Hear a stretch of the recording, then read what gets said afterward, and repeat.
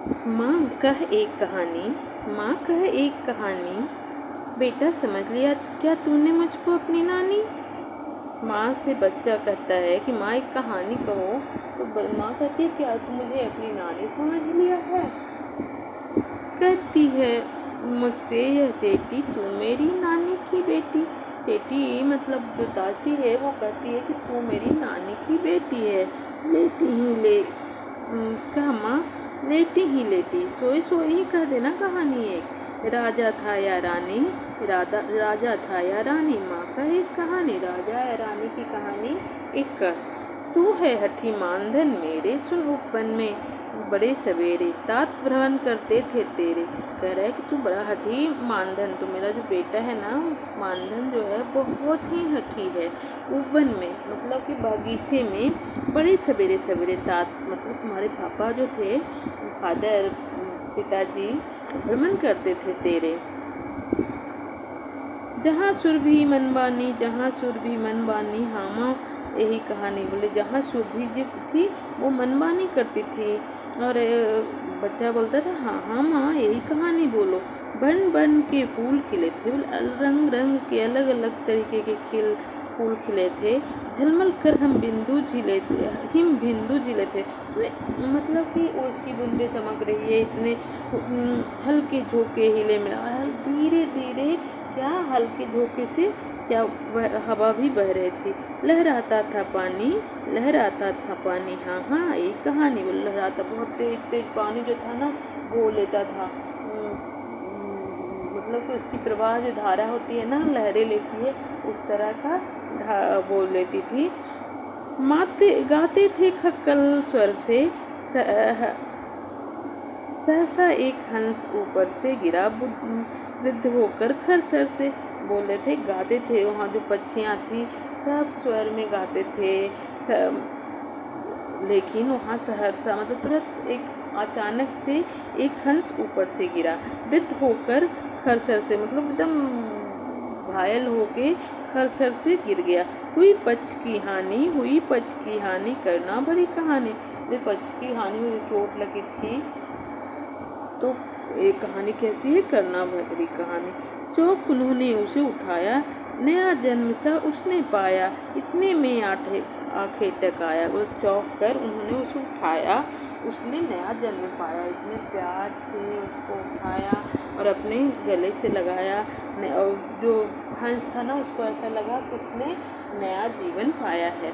इतने में आंखें तक मतलब जो शिकार कर किया था ना जो बाण से मारा था हंस को। लक्ष्य सिद्ध का मन मानी लक्ष्य सिद्ध का मानी कोमल कठिन कहानी। वो उसने बोला मेरा तो लक्ष्य जो मैंने इस पे बाण चलाया था वो बाण सही जगह पे लगा मतलब मेरी लक्ष्य की पूरी पूर्ति हुई है। और कोमल कठिन एक जो कोमल और कठिन कहानी कैसी है थोड़ी कोमल भी है और कठिन भी है। मांगा उसने आहत पक्षी तेरे तहत किंतु थे रच्छी। उसने जो घायल पक्षी था उसने मांगा लेकिन तेरे पापा थे पिताजी थे वो उसके रक्षी थे। तब उसने जो था खगभक्षी हट करने की ठानी। उसने जो है खगभक्षी था जो खग को मारने वाला था वो जिद करने लगा हट करने की ठानी। अब बढ़ चली कहानी कहानी कहाँ चली आगे चली। वह विवाद सदैव निर्दय में यानी जो सदैव जो जीवों की रक्षा करता है उसको क्या बोलते हैं सदैव। और जो जीवों को मारने लगता है पिटता है उसको बाण से घायल करता है उसको निर्दय में। उभय आग्रही थे स्व विषय में गई बात तब न्यायालय में। जब बात नहीं बनी प्यार से नहीं माना उसने उधर लोगों ने भी में झगड़ा होने लगा तो ये बात कहाँ चला गया राजा के पास गया। सुनो सभी ने जानी व्यापक हुई कहानी। सब लोग को पता चल गया कि क्या हुआ है। राहुल तू निर्णय कर इसका न्याय पक्ष लेता है किसका। वो राहुल जो उनका बेटा है बुद्ध का वो बोला कि तू निर्णय कर कि न्याय पक्ष लेता है किसको देना चाहिए पक्षी जो उसको उठाया था तिम्हर तात को जो मारा था उसको। सुन लूँ तेरी बानी माते मेरी क्या बानी मैं सुन रहा कहानी। बोलो माँ मेरी क्या बानी है जो मैं तो कहानी सुन रहा हूँ। कोई निरपराध को मारे तो क्यों अन्य उसे न उबारे। मतलब कोई अगर कोई अपराध नहीं किया हो, उसको कोई मार रहा है तो कोई अन्य जो दूसरा है उसको उबारेगा क्यों नहीं। उसको उबार सकता है, उसको बचा सकता है। रक्षक पर भक्षक को बारे, ये रक्षक है जो भक्षक से ऊपर है, अच्छा है, उसकी बात सुननी चाहिए। न्याय दया की दानी, न्याय दया की दानी, न्याय जो है दया की दानी है, मतलब जो दया करता है उसका दानी है।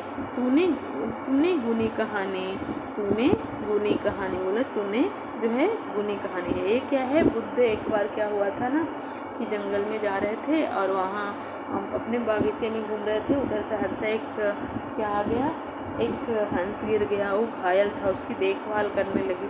लेकिन उसको जो मारने वाला था वो आया, बोला नहीं मेरा ये लक्ष्य है, मैंने तो इसको शिकार किया था।